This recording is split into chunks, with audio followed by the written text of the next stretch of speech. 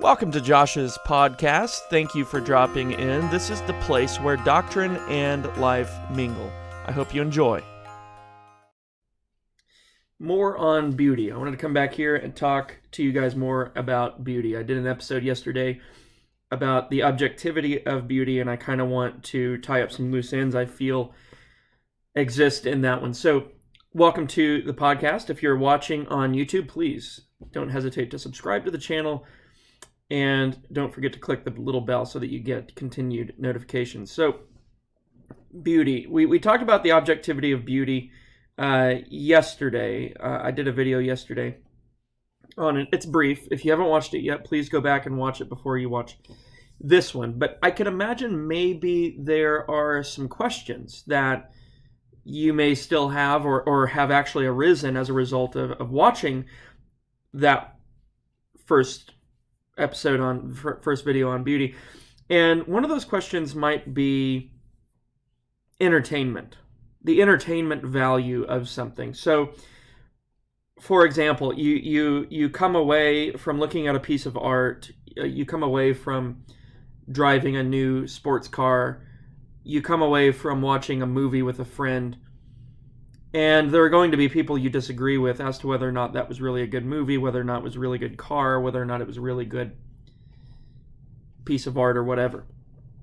And here we need to make a distinction between something. I think movies are probably the best example. When two people go into a movie and they come out disagreeing about whether or not the movie was good,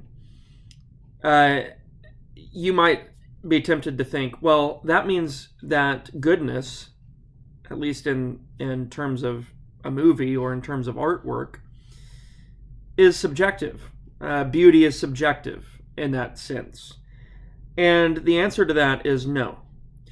Usually when we come out of a movie and, we're with a friend and we're in a disagreement about whether or not the movie was actually good, we are referring to the entertainment value of the movie. In other words, we're referring to how entertained we were by the movie. And we take that subjective preference of what was entertaining to us versus what was entertaining to someone else, and we call that good, we call that beautiful or whatever. And so we kind of equivocate.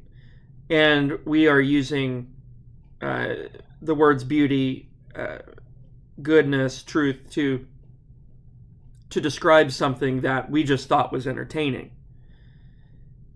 Now here we need to make a distinction between what's entertainment, what's actually entertaining, and that which is objectively beautiful, true, good, unified. What's entertaining isn't always good. We'll watch something like a movie and it might be entertaining. That is, it may stimulate our attention, our lusts, our twisted affections, or it may stimulate our pure affections as well. But the point is that entertainment isn't always good. So if I'm entertained by something, and there's a lot of things that I could be entertained by that would not be wholesome, true, good, So we need to make that distinction. Really, when people come out and they're talking about a movie, they're not really talking about its objective beauty or truth or goodness or wholesomeness. They are talking about whether or not it was entertaining to them. And if somebody comes out and says that was a bad movie, the movie was bad because most likely it failed to entertain that person to the extent that person expected to be entertained. That doesn't mean it's actually bad. It could be a good movie, right? It could be an actual objectively good movie. It could have excelled in showing truth, in demonstrating beauty, and all of these things. It could have excelled in all of those things, but the person who is not geared or is not searching for things like objective truth, beauty, or doesn't care about those things, they're most likely going to come out and say, well, that was a bad movie because it didn't have, sex scenes, profanity, this, and that. They're going to list out why it wasn't entertaining. Christy and I, if you're flipping through Netflix or even through Amazon Prime or whatever streaming service you're acquainted with, every show that looks like it's produced really well, I think one example is Versailles. it looks like it's produced really well. And to that extent, it's good. I guess the quality is good. It's a terrible show. Like, it's bad. It glorifies sin. It glorifies, it's not just a historical account. It's not being, it's not just trying to show history. I mean, it's intentionally promiscuous. So it's a bad show, right? But there are people who are entertained by that. Otherwise, it wouldn't be on Netflix, and it wouldn't, still be an ongoing series. And so there are people who are still entertained by that show who would no doubt, if you were to ask them, is it a good show? They would say, yes, it's an excellent show, right? But certainly it's not excellent in all of its parts. I mean, it may be produced well, the quality may be high, but the ethics are lacking, right? So it's not beautiful, right? All the parts aren't coming together to make one beautiful whole. So to that extent, it's not good. It's not true.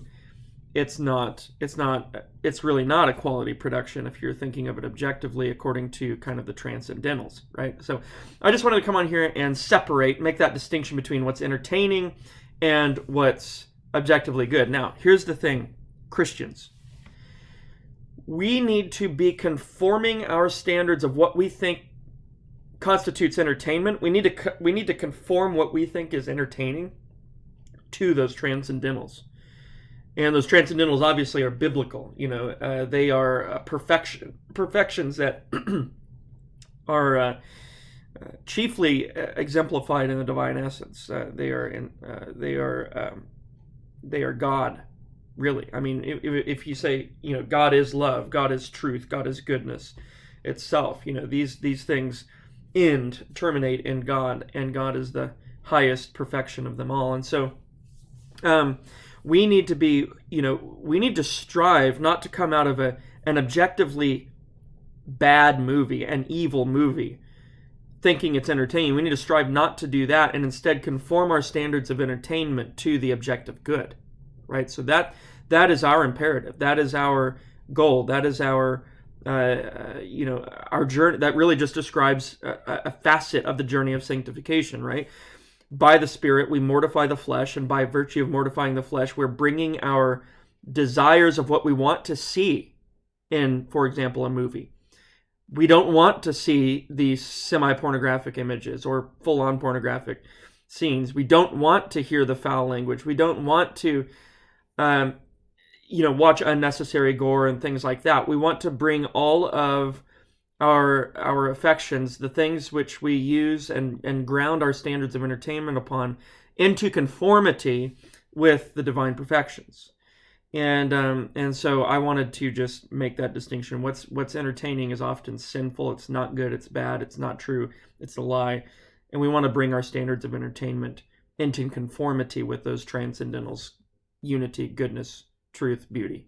All right, God bless you guys. If you enjoyed this video, please, after subscribing to the channel, click in the little red button below. Click the bell so you get continued notifications. If you liked this video, give me a thumbs up. If you didn't, give me a thumbs down and let me know why. Anyways, guys, I hope you have a blessed rest of your day.